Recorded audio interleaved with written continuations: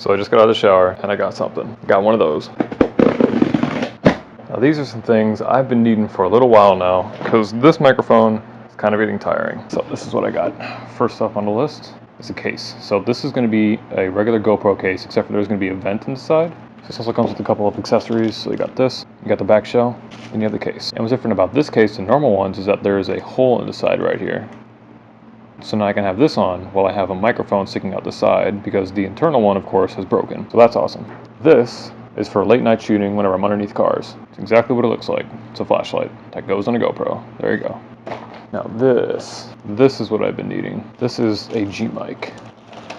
So hopefully with these two things, I'll be able to have a lot better mic quality than what I'm currently using. This is a little dead cat for it, just to, you know, try and get the air out. And then this bad boy right here is the microphone. Got some free silica to munch on, and it also comes with this. So it has an additional pop filter as well as the microphone itself. So yes, this is the Ceramonic G mic, and hopefully this will be a lot better than the microphone that I currently have. And we're all bushy afroed. But this is what I sound like with this microphone. This is what the new microphone sounds like. As I'm sure you can tell, this is going to sound a lot better than what I was using, and it can pick up a lot more than what I was using, and overall this is just going to be great. So I got a couple things laid out here. Gloves, I got stands to chuck off the car, and then I'm also doing a transmission flush and a oil change, and I also have this just to, you know, put fluids back into it. Here I got a new belt because the old one's wearing out. Got a whole lot of oil, a whole lot of transmission fluid, and I got my tool set, and that's a new filter and gasket for the transmission. I know you might be wondering. I know the last thing I said is that I was going to find a car and try and flip it, although I'm looking at the budget and all the timing that it's going to be. I have like 30 days, and I kind of need to put all my money into the Suburban, and I kind of need to start ordering parts now so they can get here in time so I can be ready to go in a month. Right now the plan is, you know, I'm going to be living in the Suburban. I'm planning on getting like LED strips to go around the back. Planning on upgrading the alternator to something to about 240 volts, so that way I can theoretically plug in my PC and game with it if I wanted to.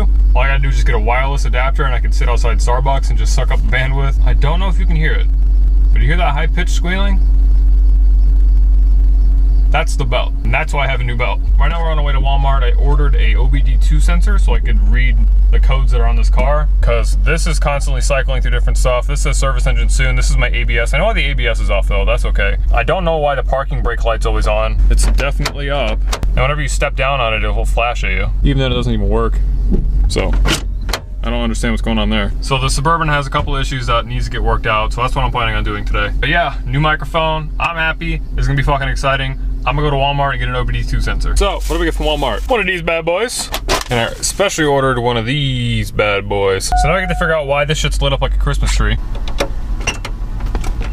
All right, here we go. It only found one code.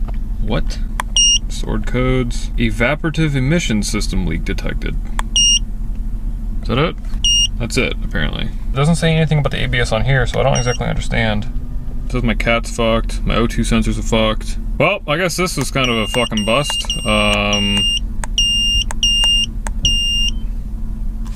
Doesn't tell me shit. I know the ABS is out because we pulled the fuse because there was something wrong with like the pump, or whatever the fuck mechanism is for that. I don't know why the fuck the parking brake's on. I'm gonna be changing the oil today, so hopefully that'll go away. So this is really just a huge fucking confusing mess. So I don't know. I'll tell Autolink. I don't want to recommend it, but I don't want to not recommend it for no damn reason. So yeah, I guess that was a waste of fucking $35. So I pretty much just found an empty parking garage to do this in. Something I found really interesting is that you don't twist this cap off on this.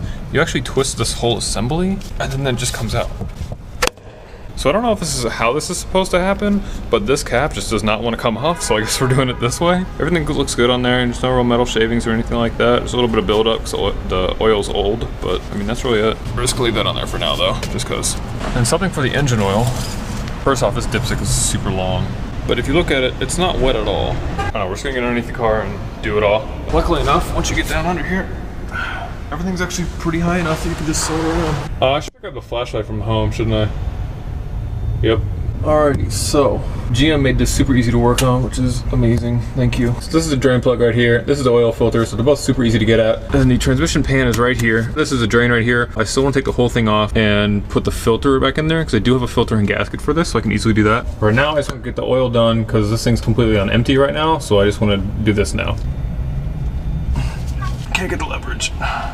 Bob Saget. I don't really need a cheater bar. It means I gotta go back home and get that. If I push up, I might have more leverage. Oh, shoot. Fuck. I'm literally pushing myself down. Are you serious? Alright, so you real car enthusiasts out here are about to cringe so hard because you know not to do exactly what I'm about to do.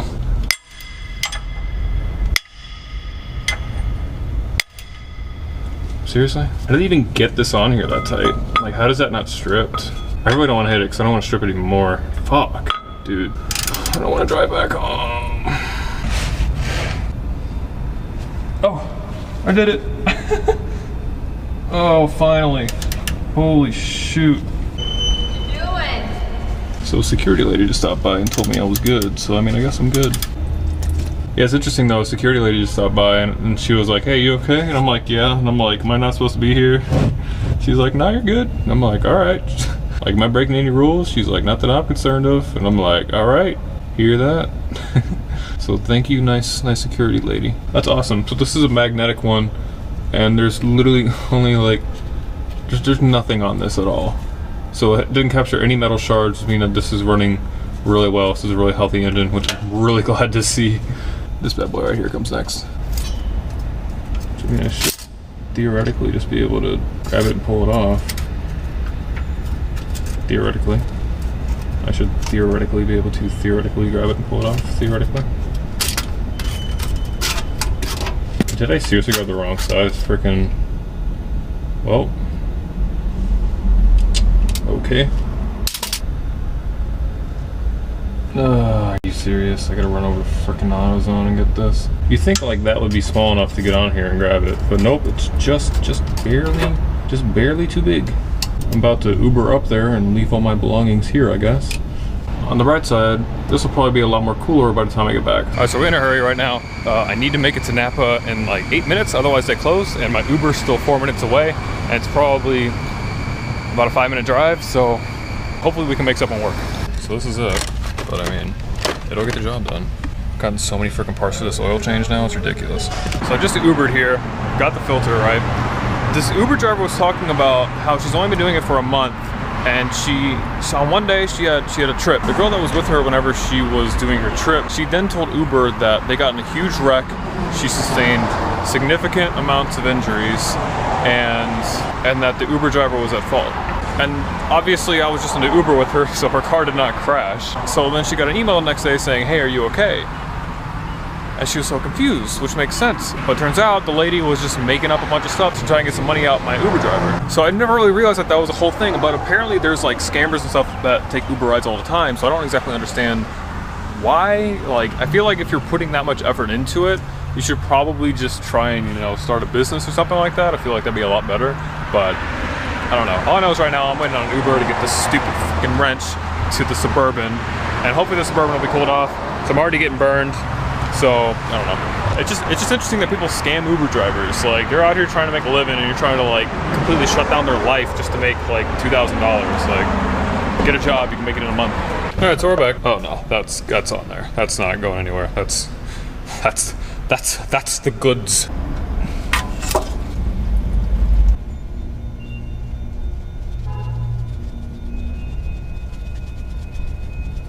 I realize how much tread there are in oil filters until Here is the new one. There's two things you want to make sure of. So first off, you want to make sure that there's no gasket left on the filter. And then two, you also want to crack open a new bottle of oil and put a little bit on the rim.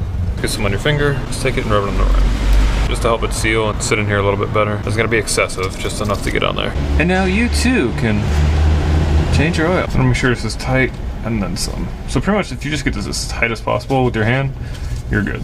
Oil change is pretty much done. Just gotta put oil in it like a normal human. So this is really all you need to put oil in your car: a funnel and oil. I have a sock here so that whenever I pull the dipstick out, I can dry it off, and so I can put it back in to get a more accurate reading.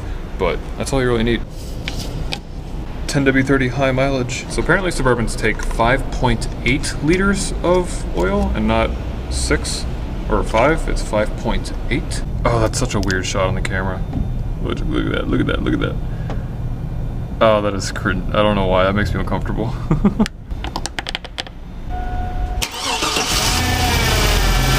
Probably help if I put this back on. Just gonna let her run for a minute. All right, let's see where she's at. I don't know what you can tell, but it's pretty much at the bottom dot right now. So I'm gonna add a little more. I'm actually triple checking my measurements here just to be absolutely sure, but I'm pretty sure I'm gonna need to add more. Because that was only 5 and it takes 5.8. So let's add 0.8 of a quart to this. So we're now officially down a light. So this one's gone. Service engine soon's gone. It just needed an oil change apparently. It was just low. Now I just need to fix my ABS, whatever the hell this is for some reason, and then that's just my seatbelt. Fuck yeah, dude. I want to check it one more time just to make sure we have the proper amount of oil in here. It's up to the 4th mark, it looks like. Yeah, it's like right at the 4th mark. I'm gonna double check one more time. Yeah, it's only at the 4th dot, so I mean, screw it. Not easier than having a bottle with 2 ounces of oil in it. Maybe I got the non 5.8 model, I don't know, like something. Like, now if you wanna know what type of oil to put into your car, because I'm putting in 10W30, it's 5W30, there's 0W20, like there's so many different things. Look on the cap. On my cap it says 5W30, which I'm putting in 10W30. But once you get into like really high miles, and it tends to be better to up the winter value, which the winter value is what the W stands for. So 5 winter 30, that's just all about degrees and that kind of stuff. GoPro's about to die, but yeah, that's how you do that.